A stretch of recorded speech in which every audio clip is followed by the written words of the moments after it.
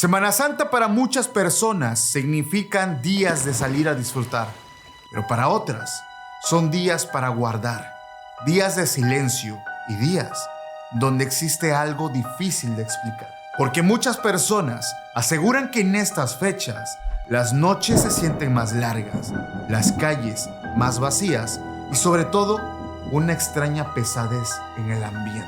Desde imágenes de santos que parecen moverse cuando nadie las ve, hasta la aparición de demonios que salen a la calle a festejar la muerte del Hijo de Dios.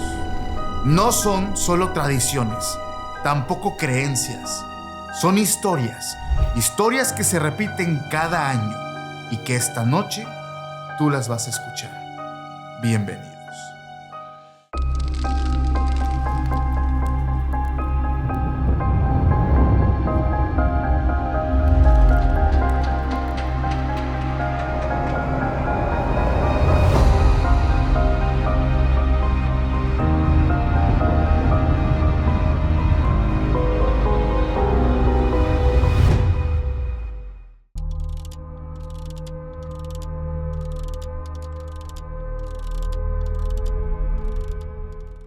¿Qué tal, familia? Sean bienvenidos a un capítulo más de Podcast Extranormal. Mi nombre es Paco Arias y estoy feliz de estar nuevamente en un capítulo para todos ustedes. Familia, les traemos uno de los especiales, yo creo, más esperados de todo el año. Semana Santa. La semana que de verdad nos trae muchas historias, muchas experiencias, muchas emociones, donde me atrevo a decir que gran parte de México y el mundo está de luto. Esta semana muchas personas viven cosas inexplicables y para hablar de este tema me acompaña hoy por primera vez una gran persona, gran amigo y que de verdad nos honra mucho con su presencia, nuestro querido amigo Ramón Valdés. ¿Cómo estás, hermano? Muy contento, Paco. Gracias por la invitación y un saludo evidentemente a todo tu grandísimo auditorio. Y listo para contar historias. Hermano, gracias, de verdad, gracias. Yo estoy seguro que mucha gente ya te ha visto porque te lo mencionaba ayer. Eres un gran narrador de historias y sobre todo el conocimiento que tienes con muchas leyendas. De verdad, hermano, nos honras mucho. Gracias. Para la gente que te está conociendo por primera vez, me gustaría que por favor digas quién eres, a qué te dedicas y, por supuesto, tus proyectos. Claro, pues soy Ramón Valdés, soy escritor. Soy contador de historias, claro. Narrador, me gusta mucho hacer eso. Pues tengo un tiempo ya escribiendo. Escribo sobre fantasía oscura, sobre terror. Y te decía ayer que estoy en un proyecto nuevo, también de fantasía, pero bueno, de un corte más infantil.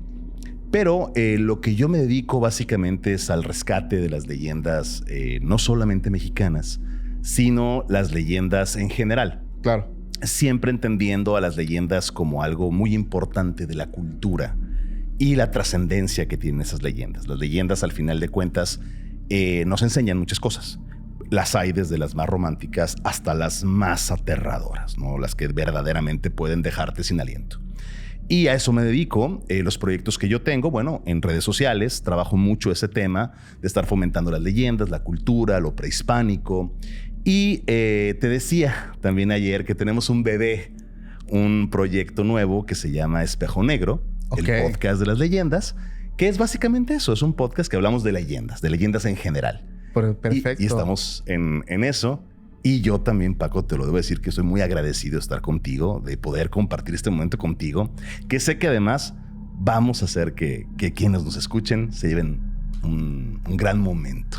Hermano, gracias. Te invito a toda la gente a que por favor, terminando este episodio, vayan, se den una vuelta por tu podcast, por tus proyectos, porque también tienes libros que de verdad están buenísimos para que la gente vaya también y los pueda leer. Estoy seguro que les van a encantar. Y hermano, a ver, también mencionarle a la gente algo importante. Semana Santa es una semana bastante especial. Una semana donde se vive de muchas formas en distintas partes del mundo, en México, en muchos pueblos. Hay historias que vamos a contar aquí y hay evidentemente una parte que se va a quedar en nuestro sitio web, por si te gustaría pasar. Igual Ramón nos va a compartir algo muy fuerte que es prohibido, entonces allá te veo. Ya sabes que es www.podcastextranormal.com.mx. Allá. Hermano, a ver, ¿tú qué opinas de esta semana? Porque hay muchas vertientes, ¿no? En muchos pueblos de México, sobre todo, y muchas tradiciones que giran alrededor de Semana Santa. Una semana en particular que tiene su propio aroma, y es un aroma a muerto. O sea, debo decirlo así, y un amigo lo decía, realmente es un aroma a muerto, un ambiente muy lúgubre, un ambiente que se vive muy extraño. ¿Tú qué opinas de eso? Pues fíjate que es una situación bien ambigua, ¿no? Porque en los últimos tiempos hemos entendido estos días como días de fiesta. Claro. ¿No? Como la gente sale de vacaciones y demás. Y no nos damos cuenta de la profundidad que tienen esos días, sobre todo para todas las culturas semitas en general, o las religiones que vienen de los semita, y en particular las católicas cristianas, que es el momento en donde muere este gran profeta, este Mesías, Jesús, el Cristo. Y esto hace que varias fuerzas, digamos, desde las muy elementales, las que son concebidas en los hombres, ¿no? Tú y yo, lo que podemos creer, hasta otras de otro tipo, otras que vienen, digamos, de otros planos de existencia, que se conjuntan. Son de los grandes momentos que decían algunos como portales en donde se cruzan diferentes cosas. Tenemos un día muy particular, que es el Viernes Santo, uno de los días más complejos en términos paranormales, en términos de apariciones, de situaciones. Es el día que dicen que el diablo anda suelto. Exacto. Y esto no es para tomarse a la ligera. Independientemente de que alguien crea o no en una figura demoníaca, lo que es cierto es que existen energías. Nadie puede negarlo porque tú y yo somos energías. Claro. Y esas energías toman diferentes matices. En ese día, esa energía en particular toma un matiz muy oscuro. Y tenemos que entender que las consecuencias de esos matices que existen pueden ser sumamente complejas y sumamente intrusivas. Entonces es una situación que tenemos que tomar con bastante madurez, claro, en todos los sentidos, pero más allá de la madurez, de la responsabilidad que hay en días, porque pasan cosas muy fuertes. Fíjate que nosotros hemos contado historias que tienen que ver con este tema, y es importante porque mencionas algo. Vacaciones de Semana Santa en la ciudad se vive muy diferente a como se vive en algunos pueblos, evidentemente, donde la gente guarda luto, donde la gente no sale, se abstiene de irse a bañar. Bueno, en este caso a bañar, porque hay balnearios, que la alberca, que esto. Y curiosamente hay más fallecimientos también. Yo estuve a punto una vez de morir en Semana Santa. Ya conté la historia de mi abuela. Me dijo 1000 veces: no vayas, quédate en la casa. O sea, pasa mucho esto, y desgraciadamente ocurren las tragedias.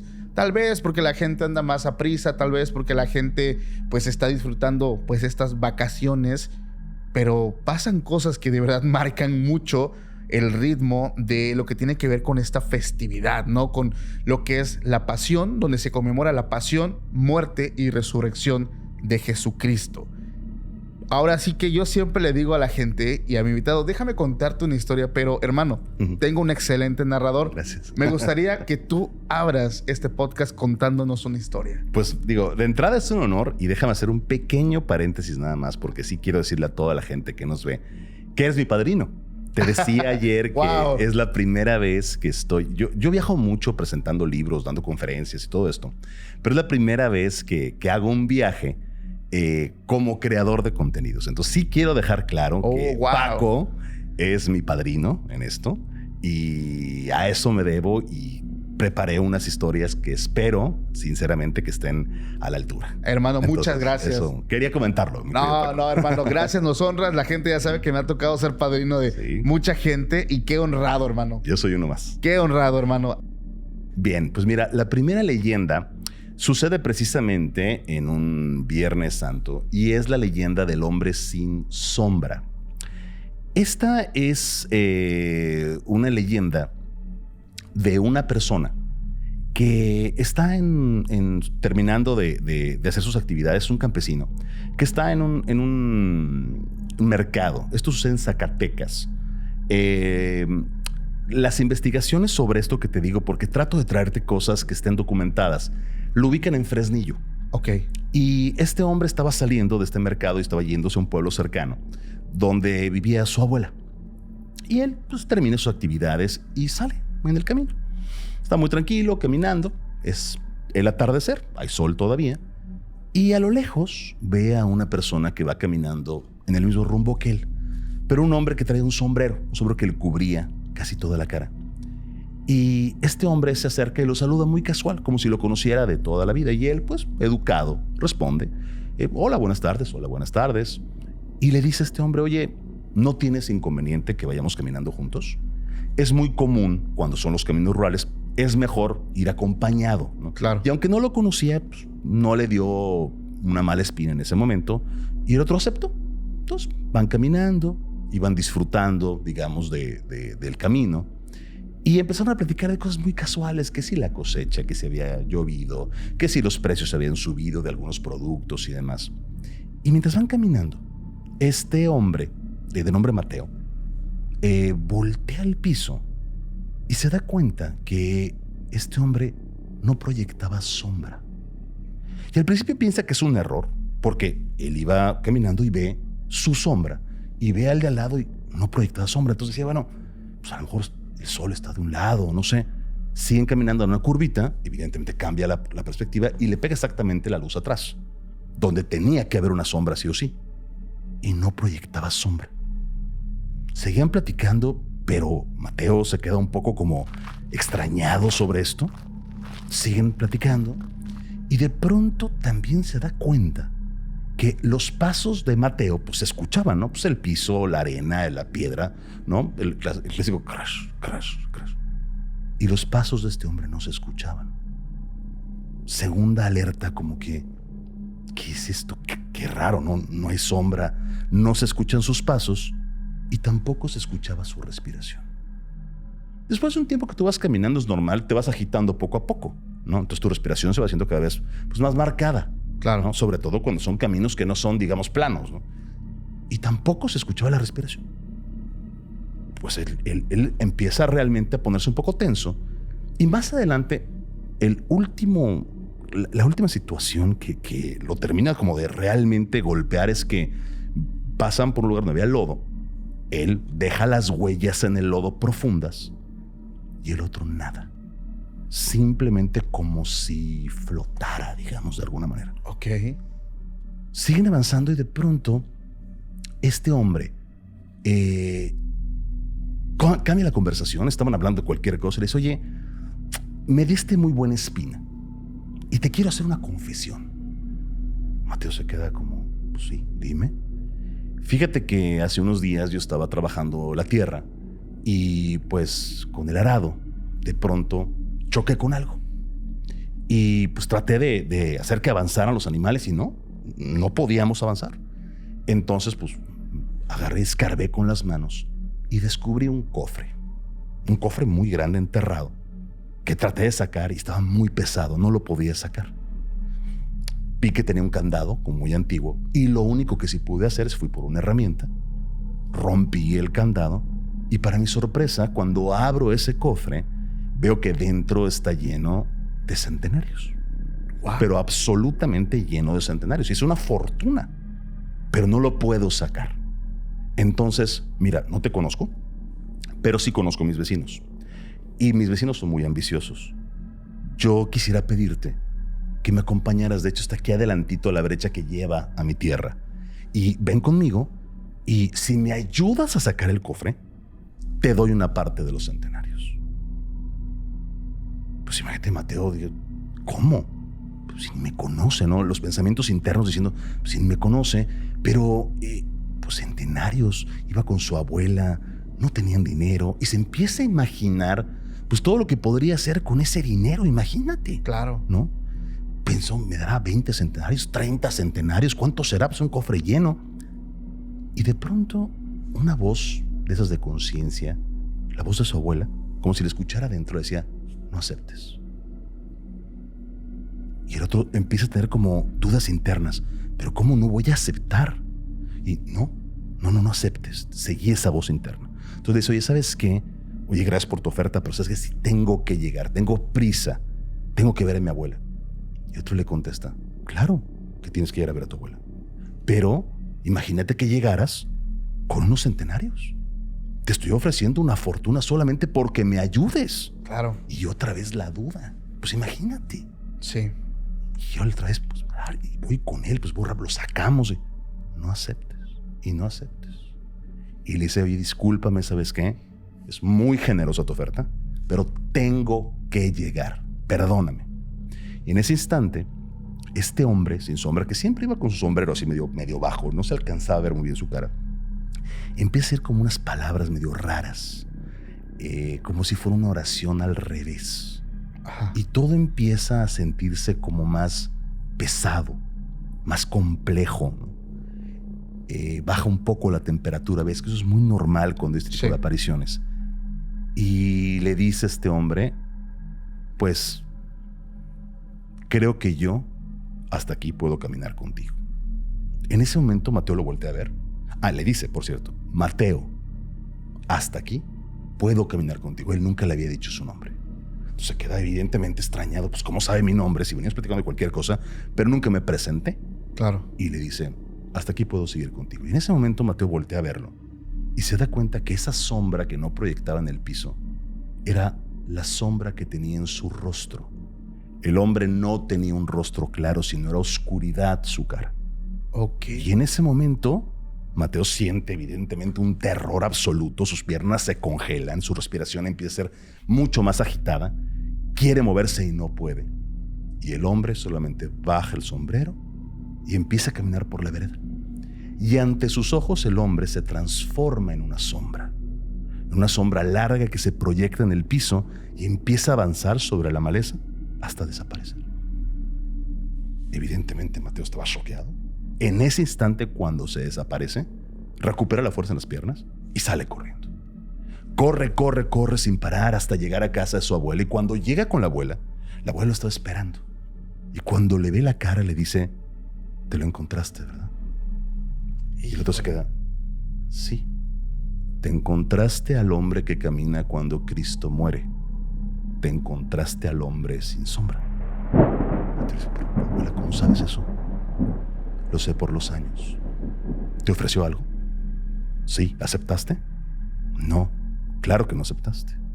Porque si hubieras aceptado no hubiera regresado y te hubiéramos encontrado días después muerto en el monte y no habría vuelta atrás. Pero te voy a decir una cosa. Tu gran problema es que al no haber aceptado, estás marcado. Porque el hombre sin sombra está buscando todo el tiempo quien lo reemplace. Y debes saber que cualquier Viernes Santo que vuelvas a salir, te lo volverás a encontrar, pero esta vez no podrás resistirte a su invitación. Y cuando vayas con él, porque no podrás resistirte, tú tomarás su papel. Él se liberará y tú te convertirás en el nuevo hombre sin sombra. Es literalmente conseguir quien te sustituya, porque es una especie de maldición. Un doble propósito. Yo creo que esta leyenda, por un lado, si vas y aceptas la tentación del oro, claro, esa alma es recolectada en esas sombras, ¿no? Podríamos entenderlo así, pero hay un doble propósito también. El que suplante a este hombre sin sombra, esa alma que en algún momento se resistió y en una segunda ocasión volvió a salir.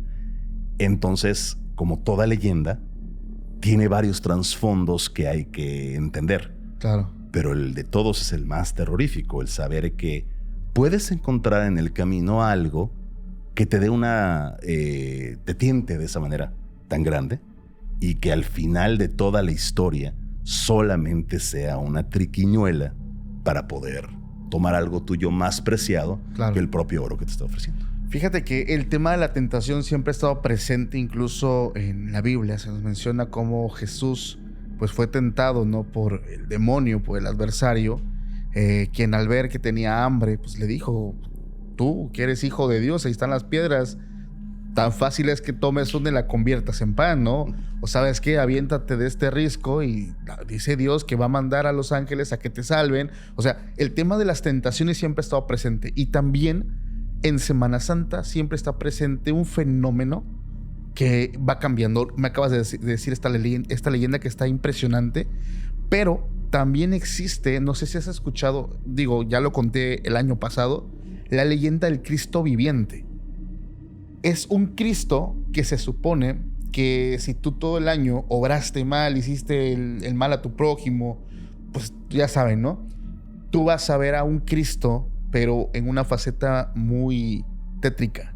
O sea, lo ves bajando de una cruz, cargando una cruz, pero como si fuera literalmente un muñeco. O sea, lo ves y escuchas cómo va arrastrando la cruz, cómo va arrastrando la tierra, los pasos lentos. Y bueno, se supone que quien hizo el bien todo el año y se portó y pues todo esto, pues Jesús nace pero en tu corazón, tienes indulgencias, bla, bla, bendiciones. Y en los pueblos se cree esto, que algo se aparece y por supuesto no puede faltar el demonio. Como dicen, ¿no? El diablo anda suelto, güey, en Semana Santa, festejando, bailando. Esto me lo contaban algunas señoras de algunos pueblos donde yo he visitado cerca de Oaxaca, de que el demonio está feliz, o sea, porque dice que venció. Bueno, yo te quiero contar una historia, hermano. Wow. Esta historia, a ver, Venga. nosotros la titulamos, les ponemos título. Se llama Los Rituales. Y quiero hacerte una pregunta. ¿Tú has escuchado que los trabajos de brujería tienen más fuerza en Semana Santa? Por supuesto. ¿Por qué consideras, hermano? Tiene que ver, yo creo, con lo que hablábamos. ¿Te acuerdas que decía, la palabra portal no es necesariamente la más correcta, pero podemos decir que es un conflujo de energías? Imagínate que en ese momento se pueden canalizar. Así es. ¿Y los trabajos de brujería qué hacen? Canalizan. Entonces, en ese momento, imagínate que hay una gran corriente de energía y los que saben canalizarlas La aprovechan. la aprovechen y la pueden llevar a donde quieran. Claro. Y si está esa corriente, vamos a decirla, negra, con aguas negras, por ponerlo así, pues imagínate qué pueden lograr en esas épocas. Claro. Es una locura. Justamente le diste al clavo y Bueno. mira, hay un chavo de nombre Iván Salgado, te mando un fuerte abrazo. Él vivió algo extraño en un pueblo de nombre San Bartolo de los Llanos. Es una historia que nos comparte cuando él apenas tenía unos 10, 11 años. Él fue monaguillo por mucho tiempo en la parroquia de este pueblo. Él menciona que su familia no era tan religiosa, pero sus amigos también eran monaguillos. Entonces él veía esto como una escapatoria de estar con ellos, salir, estar en misa. Dice, era medio aburrido, pero se te quitaba mientras ayudabas al sacerdote y pues estaba con tus amigos. Entonces él veía la forma de pasar tiempo de esa manera. Él nos dice que en este pueblo no tiene algo como tan especial, no es un pueblo mágico, no es como un lugar turístico, pero que tiene una atmósfera muy peculiar en Semana Santa. Y nos dice, justamente a él le daban mucho miedo las imágenes, porque en esta iglesia donde él daba el servicio, tiene imágenes, pues digamos que tienen una apariencia un poco tétricas, ¿no? Te hablo de Cristos tamaños reales, vírgenes con rostros un poco siniestros. Digo, más allá de que una imagen te dé paz, te dé esta armonía, no, o sea, eran imágenes que tenían rostros mientras estaban siendo flagelados. O sea, ya se imaginan el tipo de rostros, y esta iglesia estaba llena de estas imágenes. Entonces dice que había momentos donde él sentía que lo observaban, sobre todo dice cuando las empezaban a cubrir con telas moradas. Ves que cuando viene ya Semana Santa, el Jueves Santo y todos estos, las imágenes se tapan con mantas o con telas, y el ambiente se vuelve un poco más tétrico. Él menciona que la experiencia fuerte ocurre un Jueves Santo.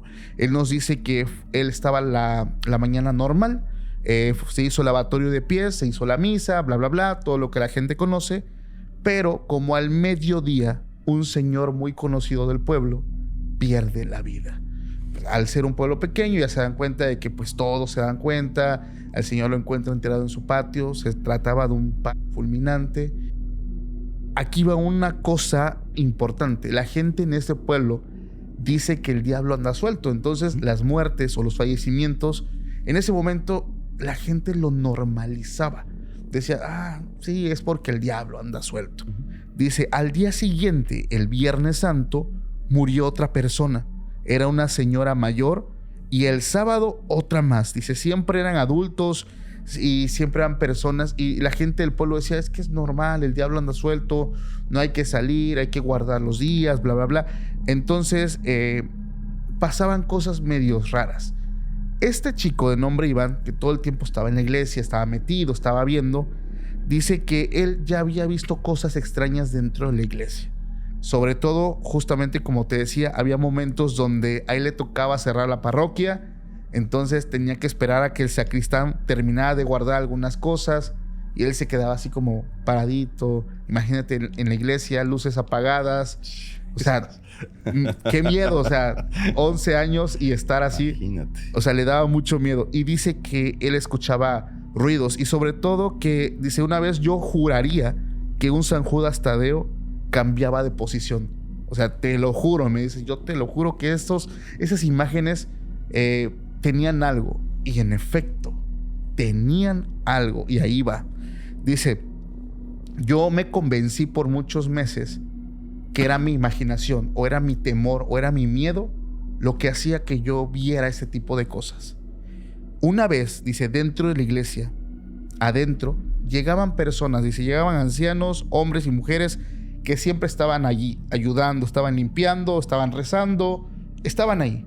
Entre estas personas que estaban ahí, había una señora que era muy querida por el sacerdote, que era muy querida por los feligreses, una señora que, es más, daba catecismo. Okay. Doña Mercedes, como le decían, Doña Meche. Doña Meche. Doña Meche, ¿no? Doña Meche, pues siempre organizando que las posadas. La señora, pues una señora que yo creo que, ejemplo, ¿no? Muere una persona, Doña Meche, venga a hacer rosario ahí a la casa. O sea, una persona que, pues, le gustaba mucho servir y sobre todo decía esto, yo vengo a servir a mi Padre, a Dios, ¿no?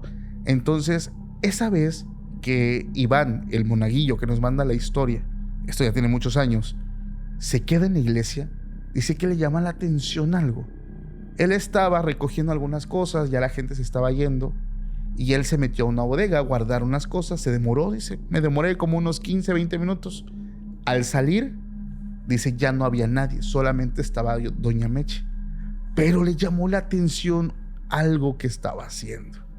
Dice que especialmente en esta imagen del San Judas, que es la que él ya había visto antes moverse, dice que estaba acomodado de tal forma que estaba como acostado y esta señora como que estaba como hueco la imagen, que era de yeso, la señora estaba como depositando algo dentro del santo. Y ella dice que, dice que no hizo ruido, no habló, se quedó como expectando todo. La señora metió otra cosa más, como un trapo, y ya dice que levanta al santo y lo vuelve a colocar en su lugar, en su base. Se persina la señora, se santigua y agarra y se sale, ¿no? Él vio todo, pero dice, bueno, es una persona, luego los santos se empolvan, ¿no? Estar ahí tanto tiempo, se llenan de polvo, o a veces les ponen algunos aquí del bracito como unas cintitas, ¿no? De que te encomiendo, que, claro, peticiones. Pero él dice, no, es que no hizo nada de lo normal, o sea, no hizo nada normal. Y le llama la atención y dice que baja las escaleras, llega hasta donde estaba aquel San Judas y dice que lo toma, lo acuesta, con mucho cuidado, y cuando intenta ver qué hay adentro, dice que ve unos ojos dentro y dice que se espanta, y otra vez al ver qué hay dentro eran los ojos de un sapo. Había un sapo adentro de la imagen de San Judas. Y dice que con miedo, o sea, intenta saber qué era. Ya se da cuenta que mete así la mano todo tembloroso, saca. Y es un sapo que estaba envuelto como en un trapos. Un sapo que ya estaba, pues... Y dice que se viene este animalito junto con unas cintas rojas, unos papelitos y fotos. Dice que la foto correspondía a una persona del pueblo. Dice que él en ese momento no supo qué hacer. Va y empieza a revisar las otras imágenes y empezó a encontrar más fotos, más papelitos.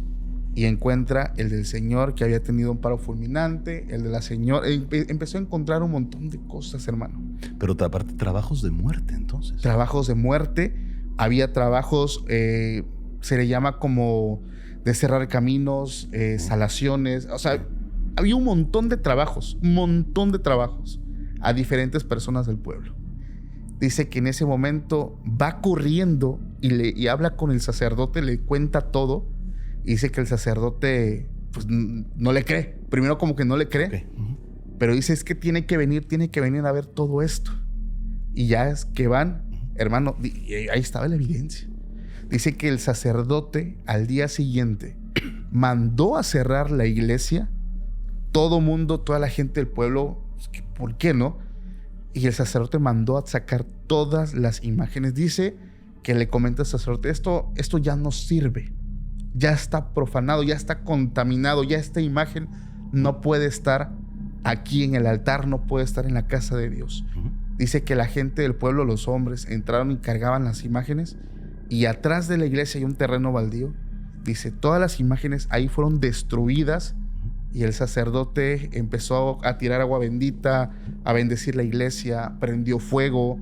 Dice que algo pasaba en ese momento, o sea, como que las imágenes, ves que te dije que tenían estos rostros de flagelaciones, de sufrimiento, los rostros les cambiaban, hermano. Dice él, Iván, que estaba ahí, dice, yo veía como si emitían ruidos, como ruidos extraños, como sufrimiento, les cambiaba la apariencia del rostro.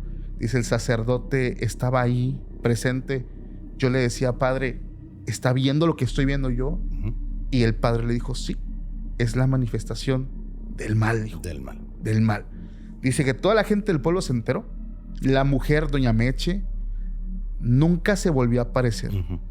Unos dicen que simplemente los trabajos que ella hacía, se le regresaron. Otros mencionan que simplemente se fue, porque la gente ahí es de armas tomar. Y si se enteró, la ligan, por supuesto. Se fue la señora. Nadie volvió a verla. Esta señora tenía una peculiaridad. Debajo del ojo derecho dice que tenía un lunar que tenía como una forma como de estrella. Era un lunar un poco extraño, ¿no? Iván nos dice que él siguió siendo monaguillo por varios años. El tema de las muertes terminó. O sea, el tema de que la gente moría en Semana Santa terminó por completo. O sea, todo esto era atribuido a que esta señora evidentemente era una bruja. Claro. Ocupaba este cargo que tenía la iglesia para hacer las cosas. Y pasaron varios años, ya las cosas se iban calmando. Él menciona que en algún momento su papá, le dan como un cambio de trabajo a su papá, se tienen que mudar ellos al estado de Puebla. Y dice que después de varios años regresa a visitar a la familia en vacaciones de Semana Santa. Y dice, en la misa del viernes, dice, yo estaba sentado escuchando la Santa Misa normal. Y al momento de que se hace la fila a las personas que van a comulgar, como le dicen, ¿no? Que van a tomar la hostia. Claro. Dice, vi a una señora que me llamó la atención. Una señora ya muy anciana, encorvadita, que tenía como un rebozo que cubría su cabeza, su rostro. Dice, la señora me llamó la atención, dice, no sé por qué. Y cuando va pasando muy al lado de mí, dice que la señora se baja el rebozo y le logra ver un lunar muy peculiar aquí en el ojo, y la señora todavía le guiña el ojo. Y pasa, comulga. Dice que al comulgar la señora se tapa la boca y se va para atrás. Dice, Paco, no sé por qué siento, esta mujer regresó al pueblo. Regresó a terminar lo que a lo mejor no había terminado. Dice, lo extraño de todo esto, sí, dice, pasaron cerca de 10 años. Pero la señora no era tan mayor como la que yo vi. O sea, de verdad, si pasaron 10, pareciera que en la señora, si es ella, pasaron como 30 años. O sea, fue un envejecimiento muy prolongado. Y yo le pregunto, era su verdadera apariencia. Claro. Y nunca lo supiste. Es la historia de Iván. ¿Qué te parece? No, y además te voy a decir una cosa que tiene esta historia muy peculiar. El demonio le encanta profanar las imágenes sagradas. Sí. Es la parte de esa danza malévola, diabólica, ¿no? De querer burlarse de los íconos sagrados.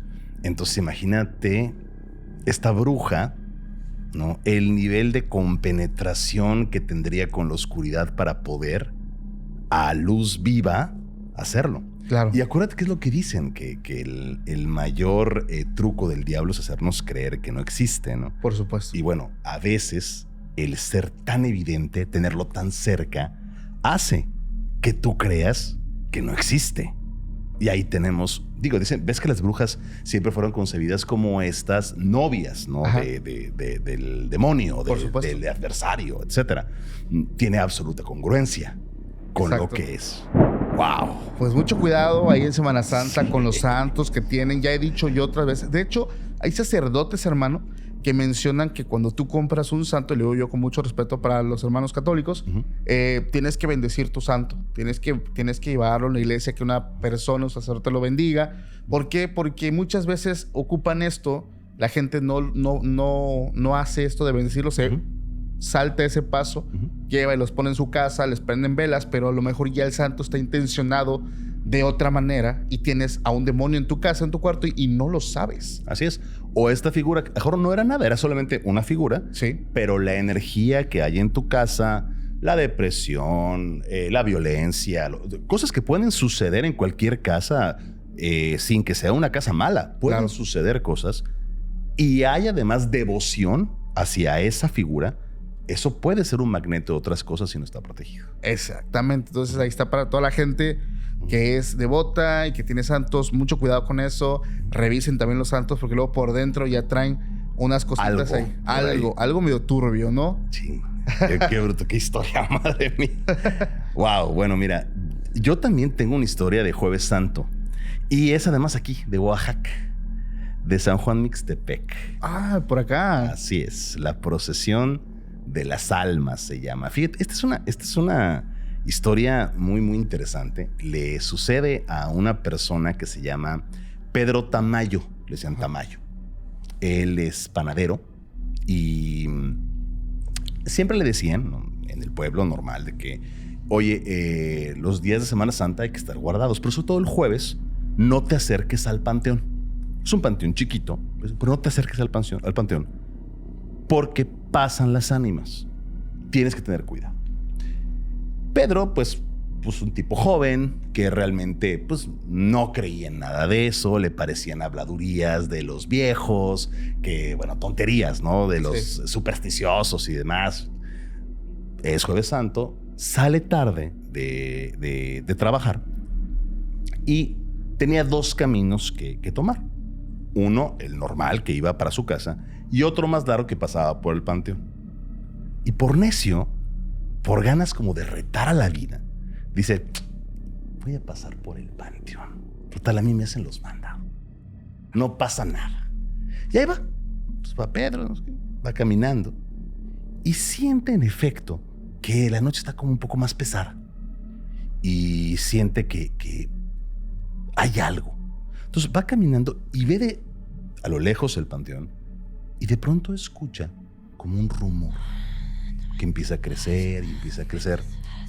Y dice que se queda él parado, como una esquinita, viendo hacia la entrada del panteón a poca distancia, digamos a unos 50 metros, y que ve que empieza a llegar gente caminando muy despacio, pero que no caminaba normal, como que eran movimientos que no eran humanos, como quizá más fluidos de alguna manera, y que todas las figuras de las personas que estaban pasando estaban como más altas.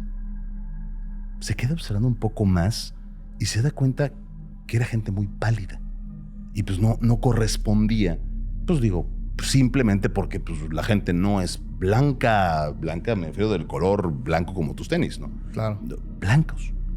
Entonces se queda observando y escucha que vienen cánticos y cánticos, pero decía, es que no eran cánticos que sonaran como un canto normal, los escuchaba en mi cabeza. Se queda observando un poco más y se da cuenta que las figuras van cargando un féretro. Pues qué raro que en Jueves Santo, en la noche, pues están enterrando a alguien. Todavía un poco incrédulo, ¿no? Pero seguía sintiendo esa sensación extraña, como que de algo estaba pasando. Y de pronto una de esas figuras que van avanzando voltea y se queda viendo fijamente hasta donde estaba Pedro. Y dice él que era muy extraño porque cuando vio la cara de esta persona no tenía nariz, no tenía boca, solamente tenía como ojos o algo similar a ojos, pero se le queda viendo fijamente. Entonces Pedro siente el golpe de miedo, no de terror, sino de sorpresa, claro, porque lo están viendo, y dice que en un parpadeo ya tenía la figura parada enfrente de él, justo a 1 metro de distancia, viéndolo directamente. Ahí sí vino el terror. Ahí sí vino la explosión de miedo, ¿no? Entonces se queda viéndolo y dice, sin poder reaccionar, y esta figura le habla, pero otra vez le habla sin voz, le habla etéreamente y le dice, ven, acompáñame. En ese momento, Pedro parpadea y cuando abre los ojos, como si se hubiera desdoblado, de pronto está encima del féretro que estaban cargando, viendo hacia el féretro. ¿Ves como cuando hablan de los viajes astrales? Cuando te ves, ¿no? Sí. Dormido o esto. Bueno, en ese parpadeo de pronto él estaba arriba, viendo al féretro, y dice que el féretro se empieza a abrir muy despacio, muy despacio, muy despacio. Cuando se termina de abrir después de rechinar esa madera, pues el que estaba dentro del féretro era él. Estaba era muerto. Su imagen de él mismo viendo que lo estaban llevando. Evidentemente siendo un terror tremendo. Quien nos esté escuchando que algún día haya tenido la experiencia de un desdoblamiento, cuando te ves es un miedo muy extraño. Lo primero que piensas es que moriste. Piensas que moriste, estás verdaderamente en un shock. Sí. Y en ese momento escucho una voz lejana que le dice, Tamayo. Como que reacciona en ese estado como de somnolencia, de no estar consciente, y vuelve a escuchar, Tamayo. Y en ese momento recuerda que un tío que él quería mucho, el tío Toño, que él quería muchísimo, que había fallecido hace 2 años, era el único que le decía Tamayo. Como le decía Pedro, o sea, Pedro Tamayo, pero él le decía Tamayo o Tamayito. Tamayo. Y que siente, sin poder describir cómo, que algo lo agarra del brazo, aunque no tuviera brazo. Y lo jala y lo voltea. Y en ese momento ve a su tío Toño parado enfrente de él como una ánima más de esa procesión y le dice, no es tu tiempo. En ese momento parpadea y está en su cama. Abre los ojos y está en su cama, sudando completamente, con el corazón desbocado. Ya te imaginas el estómago, claro, ¿no? Apretado completamente, pero además sin poder entender qué sucedió, porque él estaba consciente, despierto, parado enfrente del panteón, un parpadeo y de pronto esta figura enfrente de él que le dice ven, otro parpadeo, está viendo un féretro que se abre y es él mismo en ese féretro como si estuviera muerto. La voz de su tío, un parpadeo más y de pronto estás en tu cama. Y dice que siente que tenía agarrado algo así muy, muy firme. Y cuando lo abre, ve que es un hueco como de un dedo, descargado completamente. Pues gente le da terror y lo avienta, ¿no?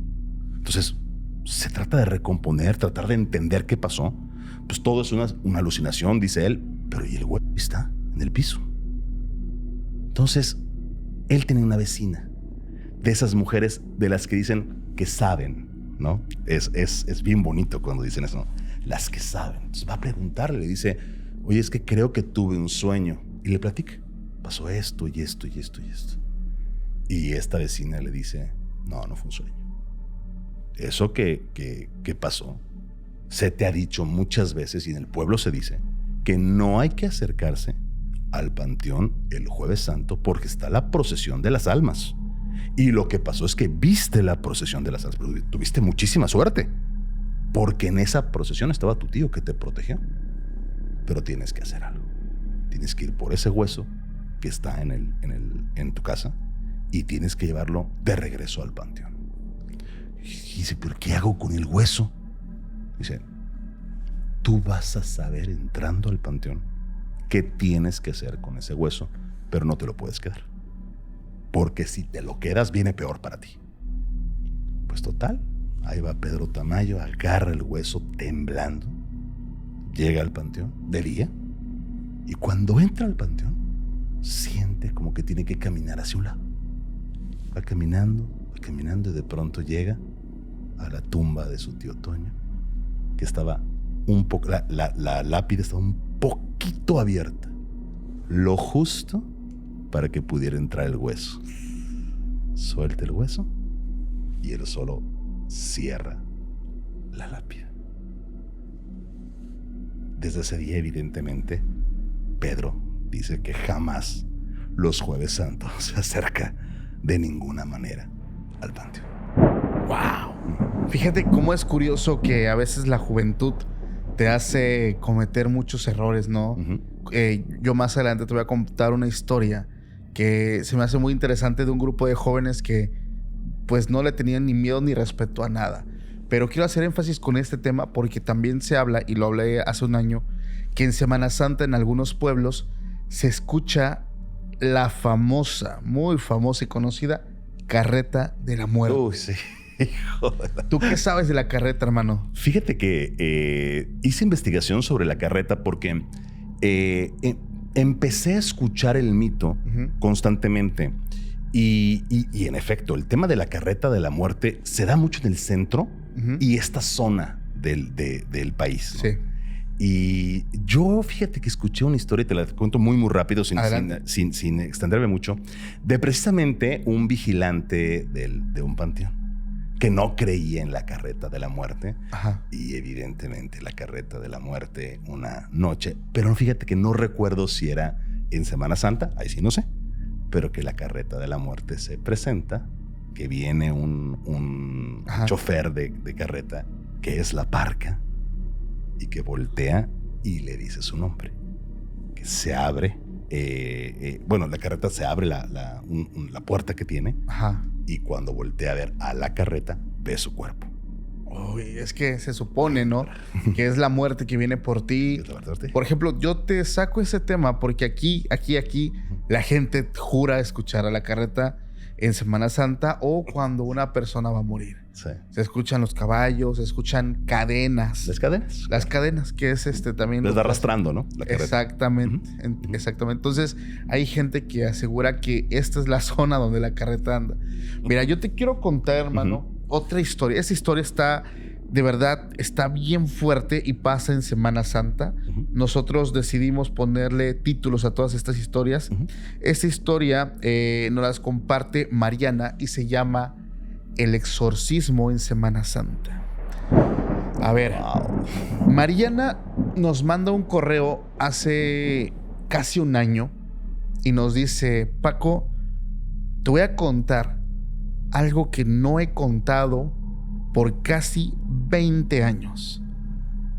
Lo que viví, dice, es algo que hizo que toda mi familia se volviera devota, que toda mi familia fuera muy religiosa y que sobre todo descubrió que existe, más allá de lo bueno, lo malo. Y yo también, dice. Ella nos dice que esto ocurre cuando ella tenía 12 años. Dice que acababa de terminar sus estudios en la primaria. Sus papás son maestros de secundaria y se encontraban dando clases en un pueblito que se encuentra en Puebla, precisamente. Ella vivió mucho tiempo en la ciudad, ahí cursó ella su educación primaria. Y su mamá le dijo: oye, hija, ¿y si te vienes con nosotros y te damos clases y sirve que estás con nosotros, ya no estás sola? Y pues se les hizo muy buena idea. Entonces la chica se va al pueblo con sus papás, quienes pues le dan clase, está en la escuela donde están sus dos padres. Y dice, la ventaja, estar con mamá y papá toda la semana. La desventaja, dice, en este pueblo que se llama San Lucas, está metido entre cerros, caminos de terracería y parcelas. Aquí no había ni siquiera señal de teléfono. El internet en aquel entonces, pues, ni hablamos, o sea, ni existía prácticamente todavía. Y dice, apenas si teníamos señal en una televisión muy pequeña, que era donde se quedaba mi mamá y mi papá. Y solamente veías un canal y en pésima calidad.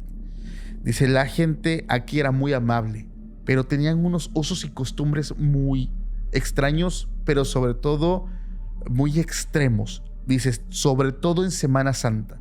En Semana Santa estaba la encomienda para toda la gente del pueblo que no pueden hacer nada. Y cuando te digo nada, mi querido Ramón, es nada. No puedes salir, no puedes trabajar, no puedes ocupar martillo y clavos. O sea, por ejemplo, que digas, hoy voy a poner un cuadro en la sala de mi casa, No, está... O sea, si escuchaban que tú hacías eso, te alarmaba todo el pueblo de todos, porque la gente tenía la creencia de que... Los estigmas, ¿no? Ajá, claro, de que tú estabas literalmente a Jesucristo. Claro. Entonces tenía la gente estas creencias.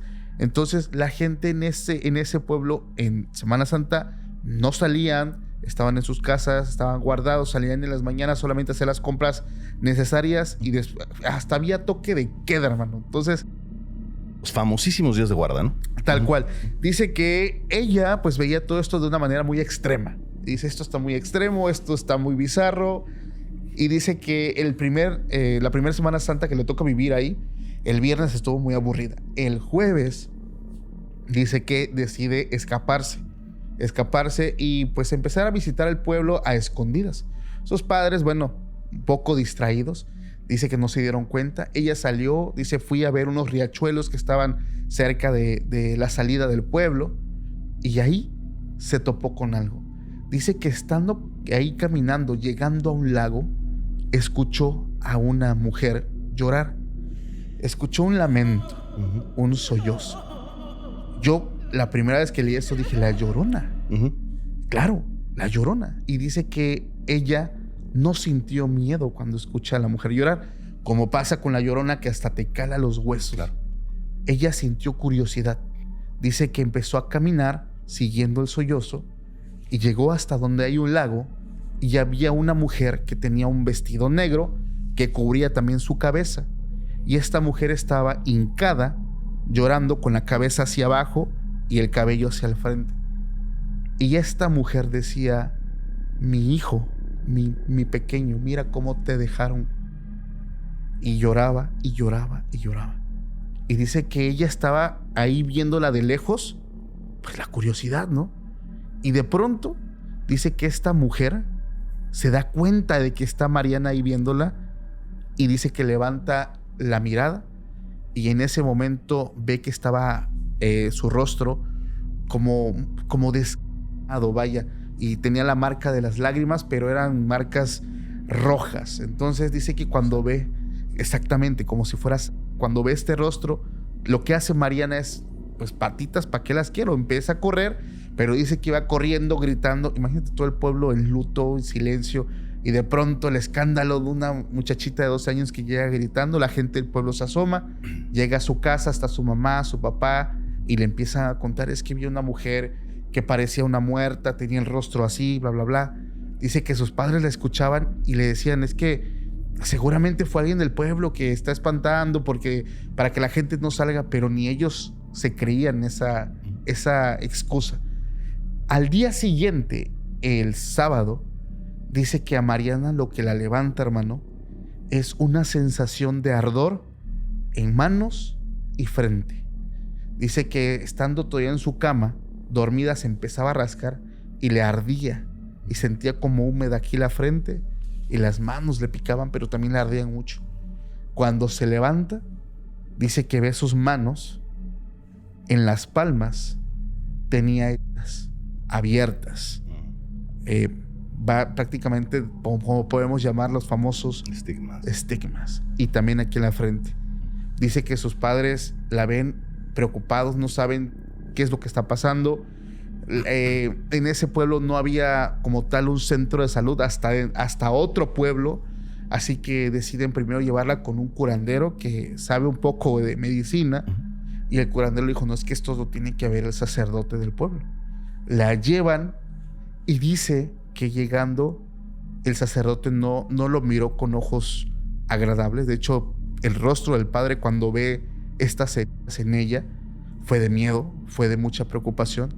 Y dijo que pidió que acompañaran a un cuarto y empezó a decir, cuéntame cómo te pasó. No, pues fue hoy, padre, amanecí así, bla, bla, bla. ¿Pero qué hiciste? ¿Hiciste algo? ¿Viste algo? Y dice, no. Bueno, dice, ayer, el día de ayer vi a una mujer así, así, así. Dice que el padre jala su Biblia y empieza a leer. Dice, si te molesta, ¿puedo leer la Biblia? No, adelante. Y dice que sus papás, así como muy confundidos, y que todo estaba perfecto. Hasta que llega el momento donde el padre empieza a citar el Salmo 91. Dice que el padre estaba leyendo y decía que habita el abrigo del Altísimo, morará bajo la sombra del Omnipotente. Y dice que en cuanto él empieza a recitar estas palabras, dice ella, y Mariana lo quiero leer, como ella me dice, estaba escuchando cómo el sacerdote leía. Y de pronto empecé a notar cómo su voz, escucharla con claridad, se empezó a escuchar así cada vez más lejos. Lejos, lejos, lejos, lejos. Y de pronto se apaga el foco. No recuerdo nada. No recuerda nada. Dice que su último recuerdo es estar en el piso así como de rodillas. Estaba sudada, tenía mucha saliva, estaba salivando mucho. Su mamá y su papá estaban a un lado llorando, sillas tiradas, un desastre en ese cuarto. Ella no recordaba absolutamente nada. O sea, lo último que recordó fue el padre leyendo el Salmo 91, lo deja de escuchar y se apaga todo. Dice que en ese momento, pues su mamá le empezó a mencionar todo lo que sucedió, pero todo. Dice que en ese momento ella se le fue a los golpes al sacerdote, a su propia madre. O sea, fue un caos total. Y al último, pues lograron, no sé si llamarlo un exorcismo, porque ella dice que el sacerdote le dijo que no estaba o no era una posesión completa, estaba todavía lo que se le conoce como bajo la influencia de, pero que no se concretaba. Si no, eso hubiera sido otra cosa. Dice que llegan a la casa todos confundidos, pero no saben qué está pasando, hermano.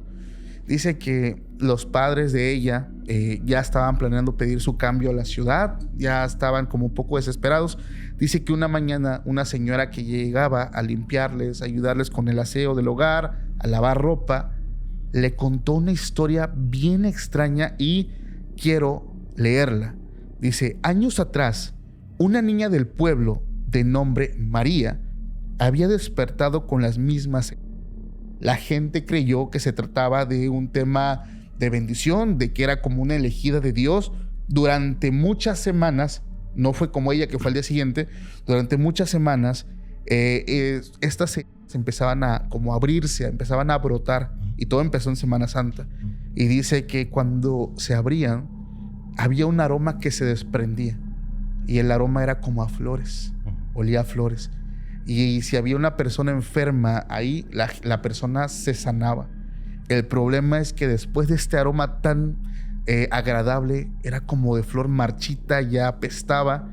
Y dice que esta muchachita de nombre María iba a la misa, podía estar en misa, y el sacerdote decía que era una bendición, que era una elegida de Dios. Venía el sacerdote precisamente con la Eucaristía y menciona que el momento que pasa cerca de esta niña, la niña no toleró la presencia de la Eucaristía, la presencia de Dios. Y en ese momento se cierra la iglesia y se practica un exorcismo ahí en ese momento. El detalle es que no ocurrió como con Mariana, ya que el exorcismo se prolongó por muchas semanas y desafortunadamente, pues no se logró hacer nada. La niña pierde la vida. Es por eso, dice, que en cuanto el sacerdote se dio cuenta de estas marcas que precisamente empezaron en Semana Santa, el sacerdote rápidamente accionó. Sí hubo un tema de violencia, sí hubo un tema muy fuerte. Al finalizar esta historia, Mariana nos dice, nunca supe que era esa mujer que yo vi en el lago, nunca volví a verla. Mis papás pidieron el cambio de plaza y nos fuimos del pueblo pocos días después. Hoy, con los años, sigo sin explicación. No sé si algo en Semana Santa intentó quedarse conmigo y no lo logró, pero jamás voy a olvidar cómo se siente cuando el mal está dentro de ti. Ella dice que la sensación es horrible. Te sientes atrapado, atrapada en tu propio cuerpo. Sientes que no tienes el control y despiertas y ya hiciste un montón de cosas y no lo recuerdas. Y no recuerdas nada. Y fíjate que una de las entradas, dicen, ¿no?, de los demonios a los cuerpos es el miedo. Claro. Es justamente provocar un miedo extremo, fuerte, que haga que, digamos, tu guardia emocional y espiritual baje por completo y entran directo. Hay unas teorías bien interesantes sobre las pesadillas. Todos los íncubos y todo eso. Fíjate que el origen de las pesadillas es muy interesante porque es muy común en todo el mundo. Se repite el mismo. Los grandes opresores del pecho, así les llaman, en diferentes idiomas y demás, ¿no? Y es justo eso, dicen, que por medio de los sueños, los malos sueños, los sueños oscuros, los sueños que te atrapan, que te aprisionan el alma, el pecho, es una manera de que estos seres puedan acceder a los cuerpos.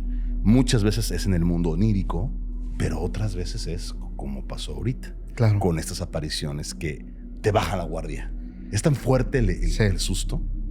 ¿Qué pasa? ¿Tú qué piensas que pudo haber sido esa mujer? Digo, yo honestamente, como lo mencioné, pensé que era la Llorona o algún otro ente muy peculiar, pero vestido negro. Ay, híjole, es que hay una cosa bien interesante de la Llorona. Mira, la Llorona, hay una teoría súper loca, Paco, de la Llorona. Por si tú analizas el mito de la Llorona, la Llorona, al final de cuentas, ella es pues víctima de sus propios celos, de su propia inseguridad, de una pasión desbordada por un engaño, y entonces por eso mata a sus hijos. Y al darse cuenta que mata a sus hijos, pues hay un gran arrepentimiento, y entonces un alma condenada por haber hecho eternamente llorando la muerte de sus hijos. Ahí mis hijos, ¿no? Otro día podemos hablar, si quieres, sobre el origen de la Llorona. Claro. Pero el tema más allá de eso es que hay una teoría que dice que ese espíritu de la Llorona como tal no tendría por qué ser malo, no tendría por qué hacerte nada. Dicen que hay otro espíritu encima de la Llorona, uno peor, ¿no? Uno que se montó al espíritu de la Llorona y que es el que causa el gran temor. Por eso que el llanto de la Llorona, cuando la llegas a ver, ¿por qué la Llorona habría de causarte miedo si es un alma en pena? Es un alma que está verdaderamente rota. Claro. Esta otra cosa, estos les llaman caparazones energéticos, estos oscuros, horribles, les llaman, son los demonios, como les llaman, que utiliza la Llorona. Y por eso cuando ves a la Llorona envejeces, que es de las cosas terribles, ¿no? O ya sabes, pierdes la conciencia, te vuelves demente, o la sigues al lago y te ahogas con ella. Te pierdes, ¿no? Entonces, en este caso, mi teoría sobre esto es que yo creo que no. No creo que sea la Llorona. Yo creo que es una manifestación del bajo astral, pura, dura, por Profanando. la cara. Sí. Profanando. En ese caso, yo creo a María. Sí, claro, buscando un hueco. Claro. Son oportunistas. Sí. ¿No? Por eso te dicen nunca bajes la guardia. Por eso muchos hablan de la fe, creas o no en cualquier religión. Casi hablamos un poco sobre eso de religiones. Sí. Creas o no, la guardia espiritual está en tu sentido desde el sentido de la honradez, de la virtud, de todo eso. Son las guardias reales que tenemos ante estas cosas. Y cuando bajan la guardia, no sabemos el contexto de esta niña. Claro. No sabemos qué había atrás. Sí. Si había una depresión, si había una situación por la que ella estaba pasando por un momento de mucha ira, que son los huecos que están buscando todo el tiempo. Sí, pues prácticamente justamente la palabra que dice, son oportunistas, ¿no? Ven, no necesitan tener la puerta abierta, pero con una rendijita ahí, un huequito, pues ahí pasa y ahí entran. Y con eso tienen. Y por eso es bien importante en esos días el tema de las guardas. Por eso dicen, guárdate, no expongas, porque en esos días estás desnudo. Claro. En esos sentidos, entonces... Una locura. Uy, familia, mucho cuidado. Hasta ahorita las historias han estado buenísimas. Por favor, te quiero invitar, digo, paréntesis, a que dejes tu me gusta, te suscribas también, porque esas historias, digo, están muy buenas y nos dan mucho esta reflexión, y también evidentemente el tema de que lo malo está presente aún en tiempos santos, ¿no? Semana Santa. Que fíjate que o sea, lo santo viene por la reivindicación. Sí. O sea, entendamos que es el bien que vence al mal. Pero son días en donde el mal está de fiesta, tú lo decías. Claro. Entonces es una dualidad brutal. Porque cuando hablabas de las pruebas de que el demonio le puso a Jesús y, oye, tienes hambre, convierte esto, ¿no? O salta. Pero la última, te ofrezco todo. Adórame. ofrezco todo. Y es cuando le dice, bueno, espera. Hold. No, a ver, aquí, papá, tengo uno nada más, ¿no? Entonces, pero eso es. Bueno, te voy a contar algo. Esta vez es sobre lugares. Ok. Porque al momento que platicamos sobre hacer este programa, dije, bueno, está muy bien platicar sobre lo que le sucede a las personas. Sí. Sobre las procesiones, por ejemplo, ¿no? Todo este tipo de cosas. Pero ¿qué pasa cuando hay una iglesia fantasma? Ok. Es un caso documentado en Jalisco, en un lugar que se llama Villaguerrero, Jalisco. Hay varios Villaguerreros, este está en Jalisco. De hecho, está documentado en varias crónicas en Jalisco. Y esto lo pueden ver. Quien lo esté viendo puede buscar el tema de la Iglesia del Paso, se llama. Claro. Es muy interesante porque sucede en Viernes Santo también. Y aquí es otra manifestación de la oscuridad. Imagínate que toma la fachada de una iglesia. En esta historia, Andrés, Laura y Víctor, 3 chavos, amigos que les gustaba el camping, Semana Santa, vamos de viaje, vámonos a Jalisco, pero a ellos les gustaba mucho meterse a diferentes lugares y demás. Andrés, un tipo muy buena onda, le gustaba Laura, una chica, pues, estas chicas luminosas, que de sonrisa fácil, muy bonita, muy agradable. Y Víctor, el amigo inseparable, el que pone la cara de frente, el que se quita la camisa por el otro, y el entrón, ¿no? Claro. Van caminando precisamente en Viernes Santo y van por un camino hacia Villaguerrero y se desvían a una vereda. Pues mira, por acá estaría interesante, podemos acampar. Van caminando por una brecha, caminan mucho tiempo y de pronto Laura escucha unas campanas a lo lejos. Y se escuchan las campanas. Es más, no, yo no escucho nada.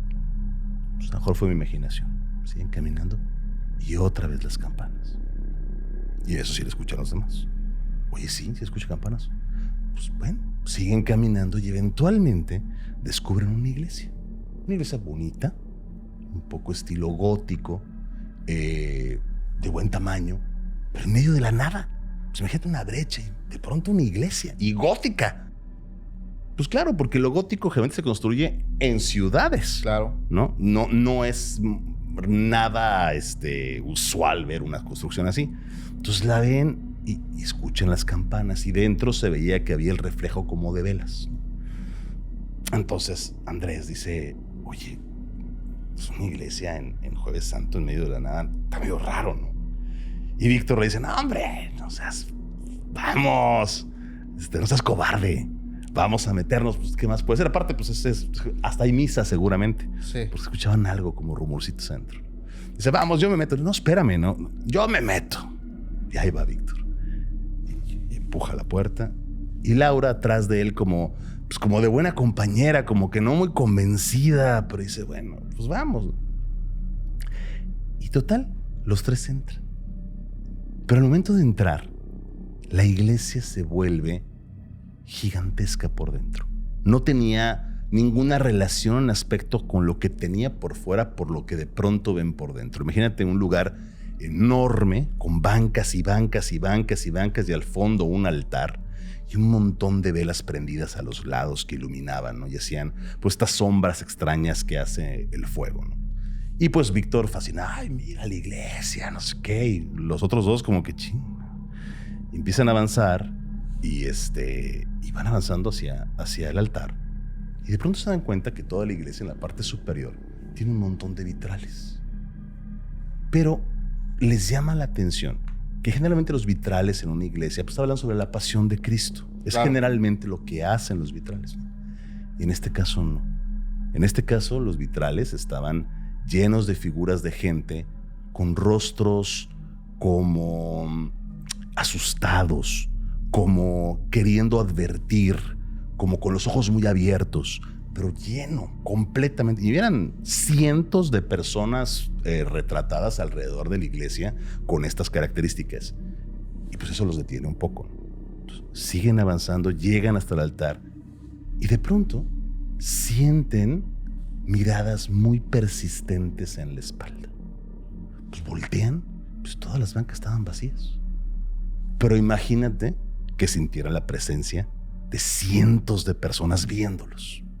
Entonces, pues, realmente eso los choquea un poco y dicen, oye, yo creo que mejor nos vamos aquí, ¿no? Y en el momento que dicen, mejor nos vamos de aquí, las velas desde el fondo empiezan a apagarse. Como si fuera una corriente de aire que empieza a apagarlas. Pues evidentemente sienten terror.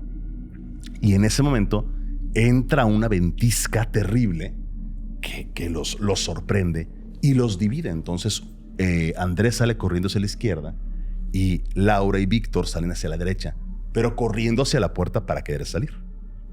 Cuando van a la mitad, sienten como que la atmósfera en la iglesia se cargara y todos los vitrales estallan en ese momento.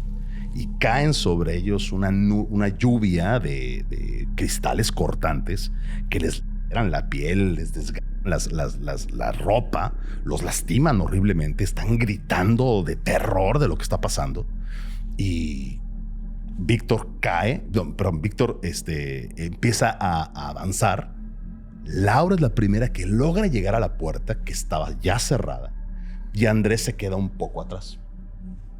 Y el último recuerdo que dice tener Andrés es que ve como Laura está tratando de abrir la puerta y como si una mano invisible le recogiera el pelo y la jala hacia atrás y sale volando hasta la mitad de la iglesia. Wow. Y en ese momento, el otro amigo Víctor dice, por favor, no volteen para arriba. No vean lo que está en el techo. Y ya ves que te dicen, no hagas una cosa y claro. Ahí van.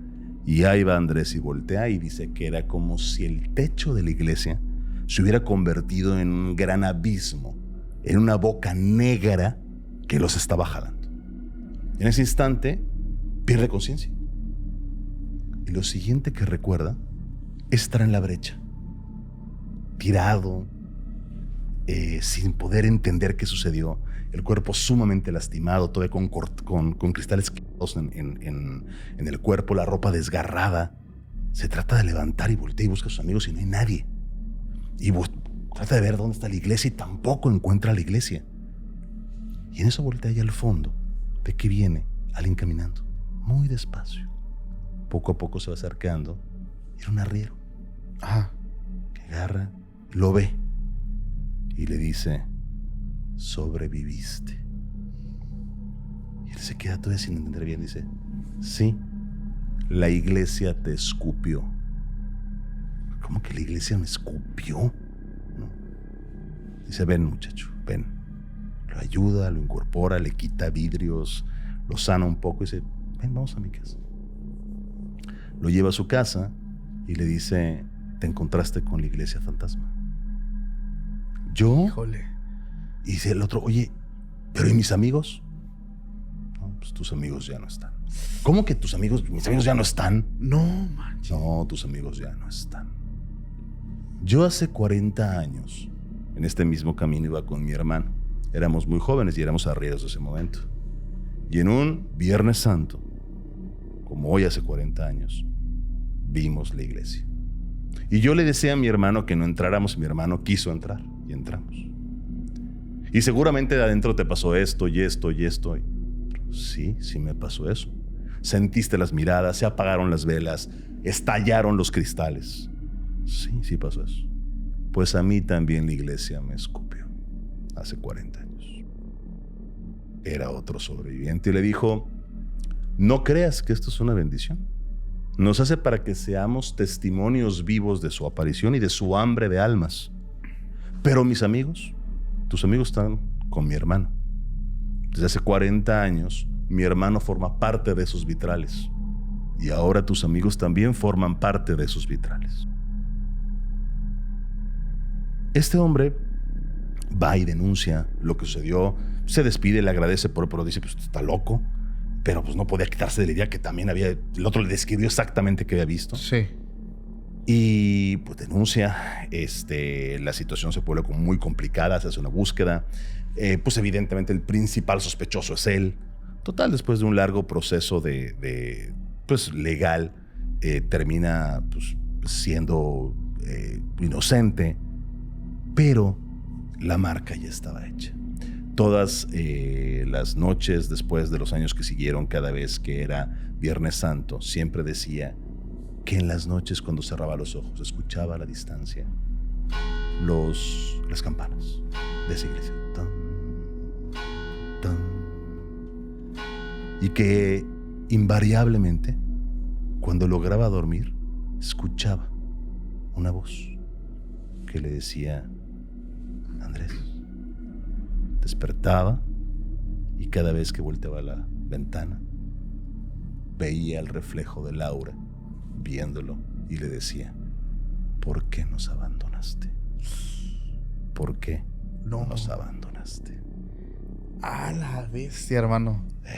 O sea, es que me acuerdo mucho. Hay una historia muy vieja y me recordó esto.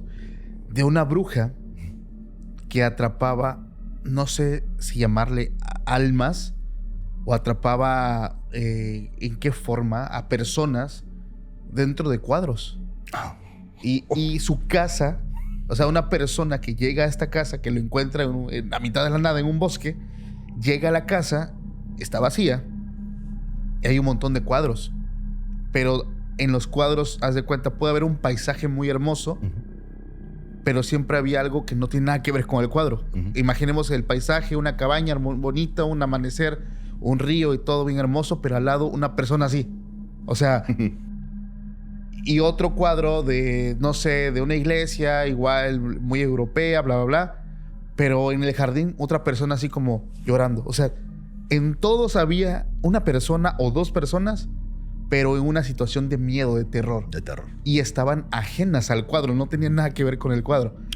Como si fuera una estampa que pusieron ahí, ¿no? Claro, claro. Entonces, esa historia la conté hace mucho tiempo porque se supo que esta mujer, pues como que encapsulaba personas. Es un trabajo de brujería evidentemente brutal, o sea, es avanzadísimo. Claro. Fíjate, hermano, que esa historia me gusta mucho. Ya había escuchado yo de esta iglesia fantasma y de lo que suele suceder. Son como estos fenómenos que se te pueden presentar también en el bosque cuando estás tú solo, las escaleras, las puertas en los cerros, que ya he hablado de las puertas en los cerros. O sea, como que te quedas atrapado en otra dimensión, como que te quedas ahí. Yo quiero finalizar este episodio con una historia que es corta, pero de verdad da mucho miedo, hermano.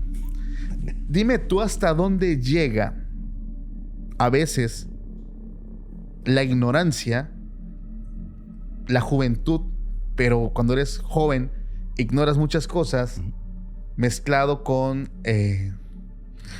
no le puedo llamar valentía, le llamaría torpeza. Hay una persona que me manda un correo, es una historia anónima, y el correo es: no debí jugar Ouija en Semana Santa. Madre mía. Bueno, ver, pues. Hermano, no manches, de verdad. Está bien loco esto. Imagínate si de por sí te dicen: no hagas de esto, no salgas, no, vamos a jugar Ouija. Esa historia está bien cabrona, hermano. A mí me dio bueno, pues es que también. No. Tú pensarás que probablemente no pasó nada, o que probablemente sí pasó algo, o con qué contactaron. Pero antes de entrar de lleno a esto, yo he jugado Ouija. ¿Tú has jugado Ouija en algún momento? Sí. Sabemos que hay reglas y literalmente no es un juego. Me gusta siempre hacer énfasis de esto. Se le conoce como un juego porque es la fama que tiene. No es un juego, para nada es un juego. Realmente estás teniendo un contacto con una persona muerta, o con un espíritu inmundo, o con un demonio. No sabemos, es un teléfono al azar. No sabes quién está del otro lado. El detalle es, hay una persona que me dice: ¿qué tan peligroso es jugar Ouija, pero ni siquiera cerrar bien el juego? Porque tú abres el portal y si te vas y no cierras el juego, el portal se queda abierto. Esta persona me dice que esto ocurre en un pueblo muy cercano a San Cristóbal de las Casas, en Chiapas. Y dice que vienen él y sus amigos, que son oriundos de este pueblo, de una familia muy católica, pero hueso colorado, ¿sabes? O sea, tienes que tener tus sacramentos, todos, comunión, bautizo, confirmación, todo. Y si te casas es por la iglesia. Por eso. Padres bastante estrictos y que, por ejemplo, no le permitían ver series o caricaturas como Dragon Ball Z, que es demoníaco. O sea, imagínate una persona que crece de esta manera y lo lamento mucho, me pasó en su momento a mí también. Y de otras religiones, testigos de Jehová, mormones, etcétera, cristianos, te empiezan a prohibir tantas cosas si tú eres un niño. Claro. Entonces tú no sabes de estos temas. Y hay un dicho que dicen por ahí, entre más te nieguen algo, más lo vas a desear. Claro. Bueno, él y 3 amigos crecieron de esa misma manera. Detestando la religión, odiando la religión. Ellos tenían sus sacramentos, su primera comunión. Chavos de entre 14 y 16 años. Odiaban todo lo que tenía que ver con la iglesia. ¿Por qué? Porque eran obligados pues a estar ahí. Claro.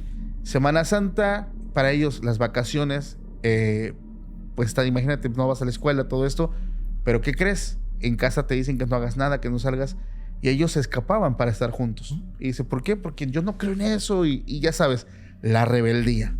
Dice que en un año, específicamente, ellos se reúnen en la noche para platicar. Eran de estas personas de antes, chavos que se juntaban en la esquina de una casa, uno en su bicicleta, otro sentado en la banqueta, y estaban hablando. Ese chico que me manda la historia me dice, yo ya había jugado Ouija antes. Ya lo había jugado con alguna compañera que lo llevaba a la escuela. O sea, esto te hablo que esa historia tiene cerca de 30 años, hermano. Ya tiene muchísimo tiempo que pasa. Y dice que en aquel entonces, pues era muy fácil conseguir una Ouija. Digo, hoy también, pero ibas a una juguetería, ibas a lo que sea. Claro, había de juguete. Increíble. Claro. Sí, o sea, tú ibas, ahí estaba. Y dice que estaban ellos reunidos. Él ya había jugado a Ouija y no había pasado nada. Dice, eso para mí era una mentira. Ahí me veías a mí intentando hacer... nunca contactaba con nada. Nunca se movía el cursor para nada. Y dice que los amigos estaban ahí hablando. Para esto era viernes. Viernes Santo. Todos negocios cerrados. Ellos ahí... Pues ahí con una pelota de fútbol. Que querían echar una cascarita. Esto y el otro. Y dicen, oye, está todo muy aburrido, ¿no? Y empezaron a hablar, como a contar historias de terror. Oh, pues que yo jugué Ouija, ¿no? ¿Y qué se siente? No, pues no fue la gran cosa. Y oye, ¿qué día es hoy? Es Viernes Santo. ¿Y si jugamos la Ouija? A ver qué pasa. Y dice que uno de estos amigos dijo, no. Yo no le meto. Yo no le entro. Y dice, órale, cabrón, no estás harto. O sea, todo el tiempo estamos en la iglesia, nos obligan. O sea, vamos a jugar. No pasa nada. Pero vamos a hacerlo bien. Vamos a hacerlo en la noche. Pero vamos a hacerlo enfrente de la iglesia. Porque la iglesia, donde ellos lo hacen, tenía jardines hacia enfrente. Y a pesar de que la iglesia estaba cerrada, tú podías entrar en los jardines, estar en los territorios de la iglesia. Y dice que ahí empieza el tema de, no, eres un esto, eres aquello, si no le entras, la presión, y todos ceden. Y dice, pues vamos a jugar. ¿Quién lleva la Ouija? No, pues yo tengo una, vamos a jugar. Dice que llevan la Ouija, están ahí y les da pena porque luego va pasando la gente, no quería que los vieran, como que se esconden. Eran cerca de las 9 de la noche, la iglesia estaba cerrada y empiezan a jugar. Esa persona que me manda la historia dice, yo ya había jugado Ouija y no había pasado nada. Ni siquiera se movió el cursor. Sí. Pero ese día, de verdad, que parecía otro nivel. Desde el momento 1 que se pregunta si había alguien presente, o sea, como de película, no son movimientos lentos, no, sí, un sí. Y dice que ellos se ríen, pero es como esta risa nerviosa entre, ¡ay! ¿Lo viste? Se movió. O sea, es una risa con miedo. Y dice que uno de ellos dice, ¿seguro que lo vamos a hacer? ¿Que se va a hacer? Sí, pues ya estamos aquí. Vamos a ver qué pasa. No, ok, si hay alguien, ¿no? Y empieza, ¿eres hombre? ¿Eres mujer? Y rápido, hombre. Y ellos así como de, es que es broma. Dice, tú lo estás moviendo. No, ven y hazlo tú.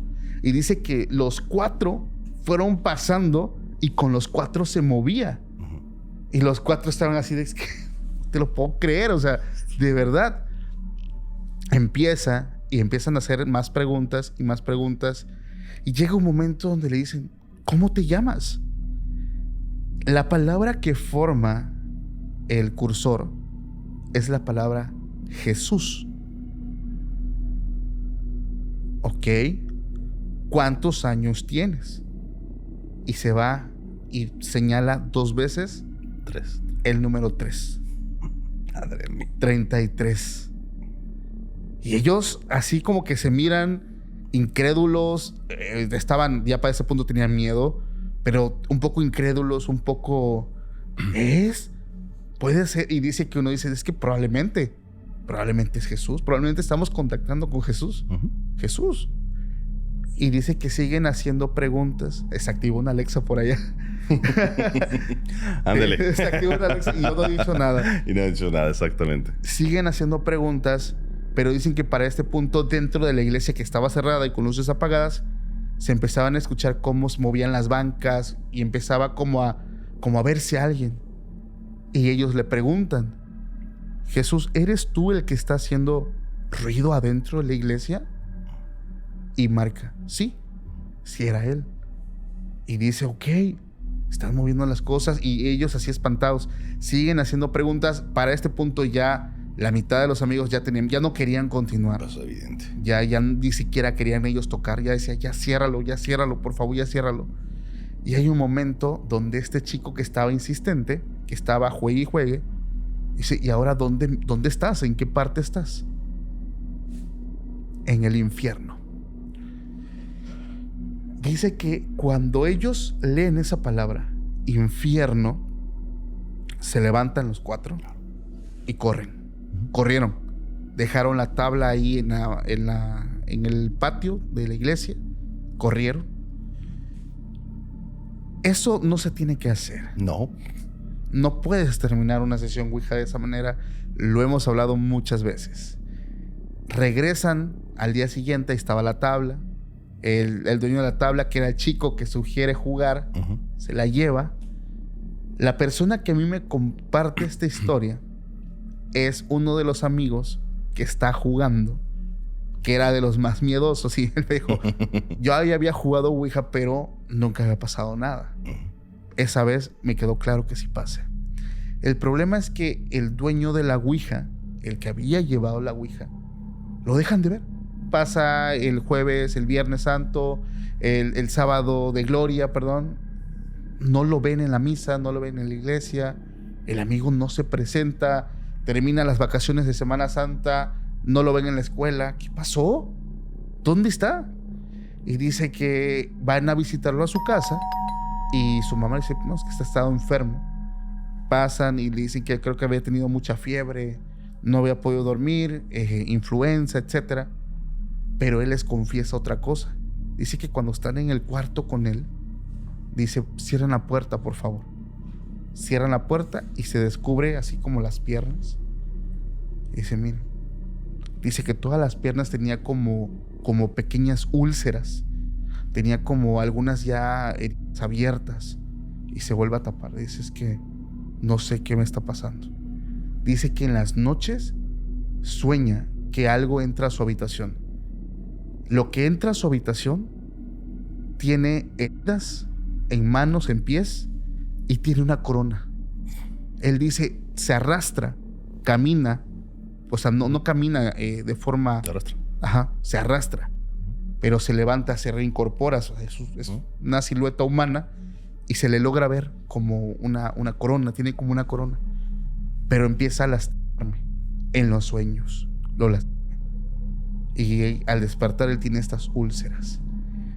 Dicen los chicos que les preocupaba mucho el ver cómo su salud se iba perdiendo.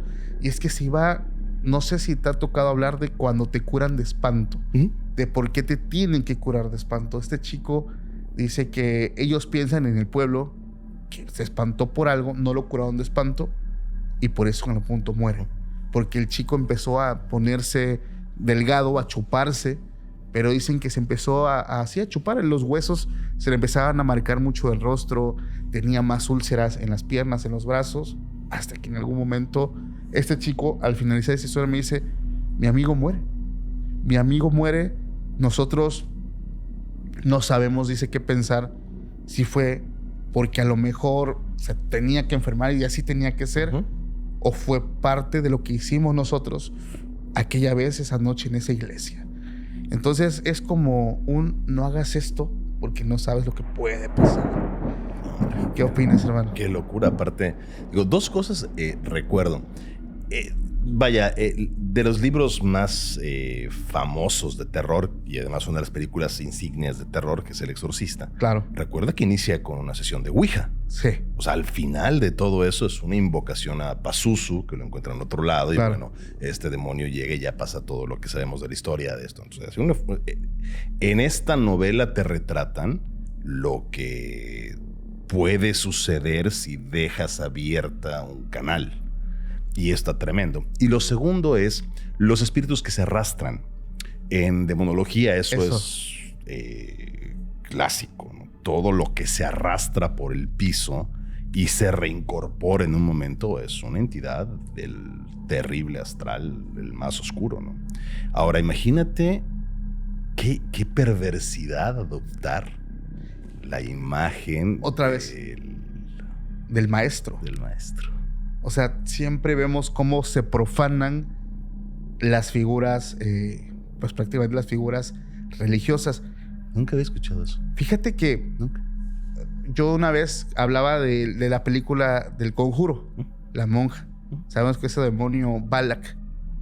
En demonología, justamente, en el Asgoetia, en la llave menor de Salomón, viene cómo es Balak. Balak de hecho, es como un ángel, es como un niño, pero montado sobre un dragón. Pero evidentemente es un príncipe del infierno, o sea, es un principado. Tiene claro. A su merced legiones de demonios y pues comanda sobre ellos, ¿no? Entonces, justamente cuando la gente dice, vemos a Balak porque es una monja y esto y el otro, la película también te lo explica, pero también tiene obviamente esta parte de real.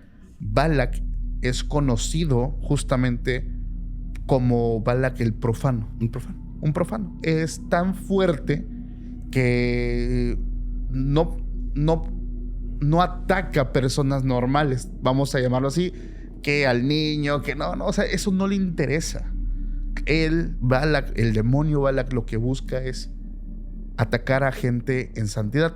Por eso hay crónicas donde monjas quedaban posesas por Balak.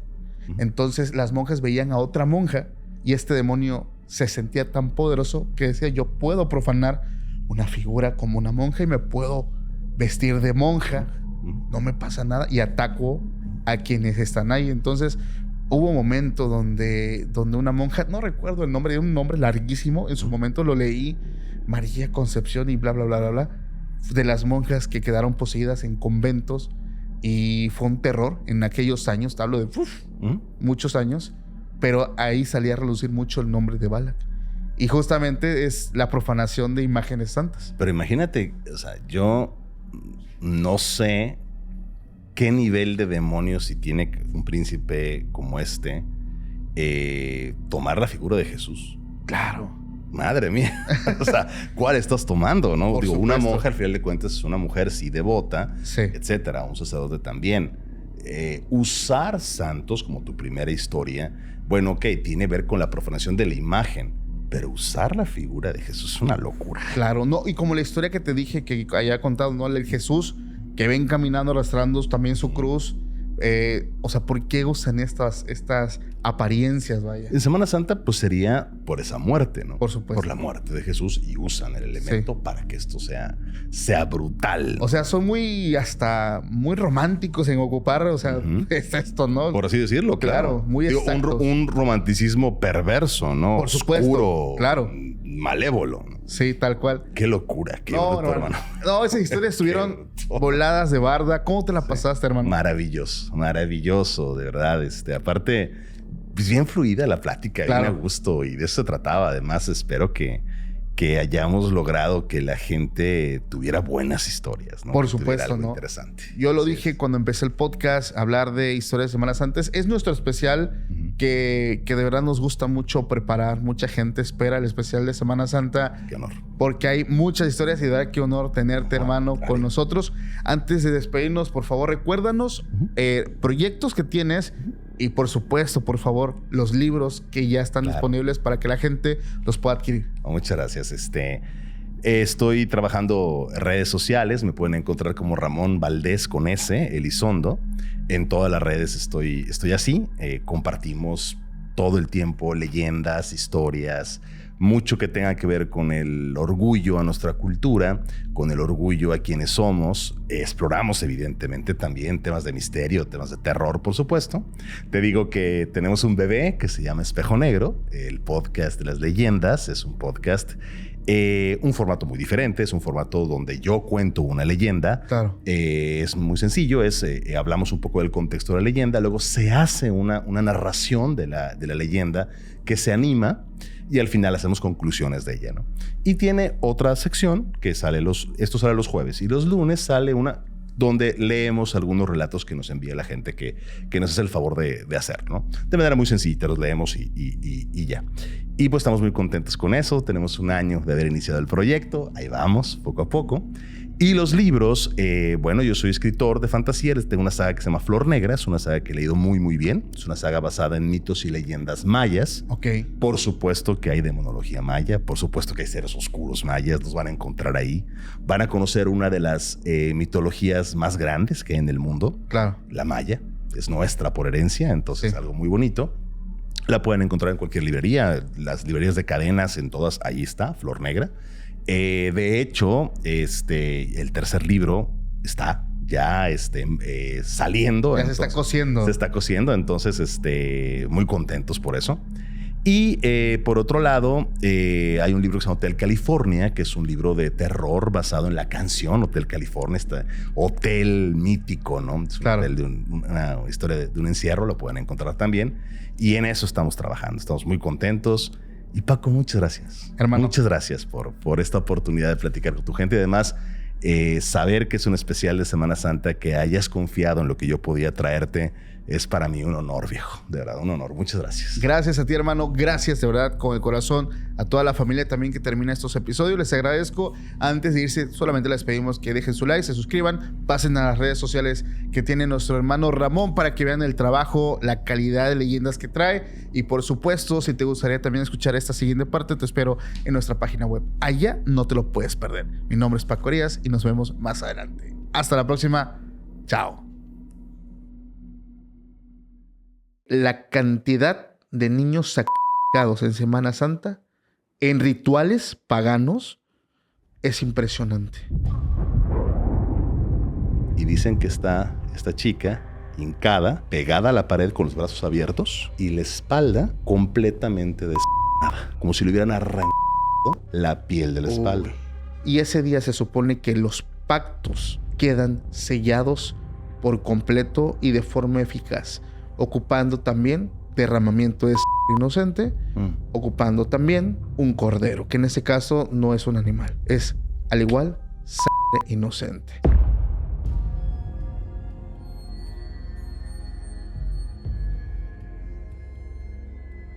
Es la capa del demonio. Una capa hecha de piedras quemadas y arrancadas de jóvenes con las que el diablo ha bailado. Pero es la penitencia umbilical, sí. El ombligo se perra el ombligo y por ahí viene la es una locura.